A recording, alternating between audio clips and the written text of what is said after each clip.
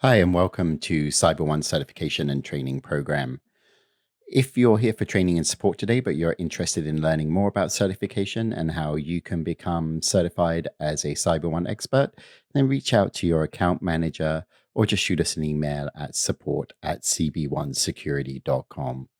Okay, let's get started. Today we're in the issue management training section, and we're going to be giving you just an overview of issue management and the platform.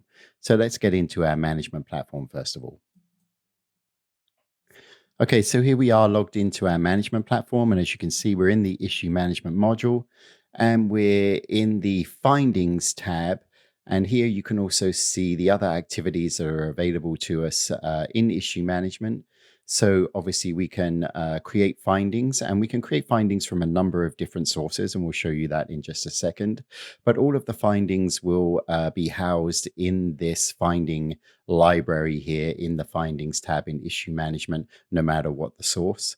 We can also track risk mitigations and create exception requests. And not showing here, but as part of the exception request workflow, we can also create extension requests. And we'll show you that in the series of trainings in the issue management module. And then we can connect our findings to strategic plans, especially if we're doing something like enterprise risk management. And we can create findings that are attached to targets, so on and so forth. And then as part of issue management, we also have vulnerability section where we can do threat intelligence, vulnerability management, and of course, then create reports and dashboards to both report out on our progress and continuously monitor our workflow, the number of findings we have, what status they're in, risk mitigation, so on and so forth. Okay, so let's just look at the findings tab then for a second. And as I mentioned, you can there are a number of different sources that findings can come in from. So here you see the different source types that we can track here. They may come in through an audit, so that could be from an external audit or an internal audit. So if you're in compliance and you're doing a control test or a self-assessment test, you can create findings from those when you're validating the test if something fails. They can come in through just a self-identified and individual finding that's being created. And those individual findings can be created both on the system here, just by clicking new finding, and we also have that option for light users in our portal. So here we are in the light user portal in the findings tab, and we have the same option again to create a finding here in our portal and then go through the risk mitigation workflow. And we'll show you all this in more detail in the training. So going back to our findings tab then, we can also create findings from either vendor assessments or the vendor review as it's sourced here, or directly from the vendor record. And when we create a finding either from a vendor assessment or the vendor record itself, it is automatically tagged to the vendor. So here you see it is, here we have one that was done from vendor review and it's tagged to that corporation.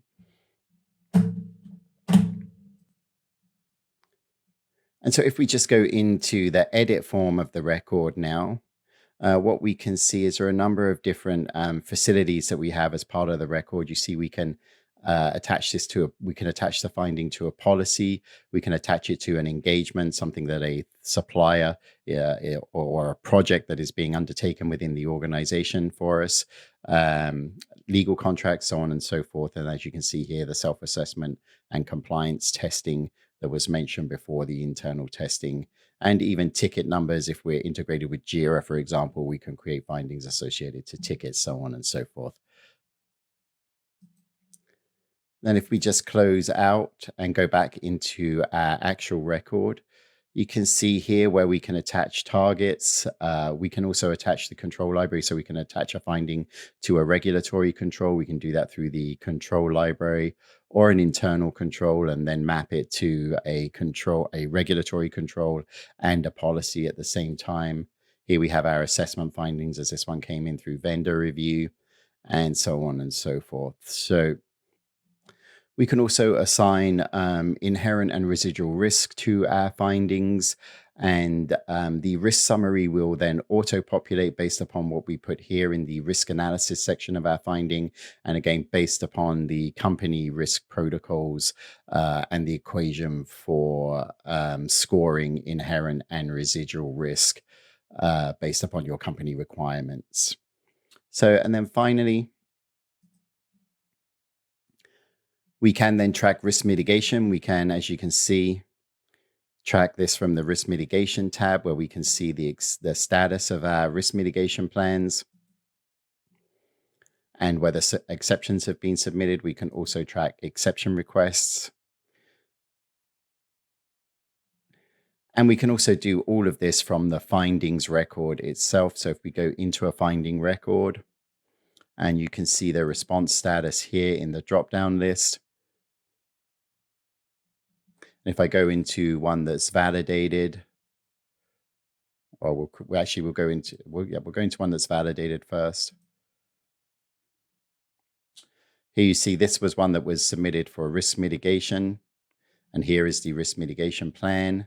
So we can view the risk mitigation plan here. And then one final thing, if we go back to another record here, we have one with an exception request. And again, similarly, you can see that this one was an exception request. And if it were a risk mitigation that was changed to an exception request, that would also show here. And in this case, it was validated. And there, finally, you also see the extension request protocol, which is available to us as well. So when an exception request deadline cannot be met, we can actually request an extension too.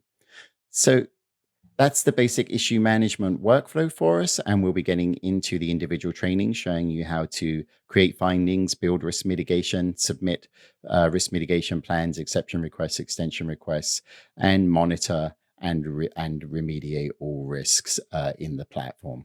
So that concludes our training for today. Thank you very much.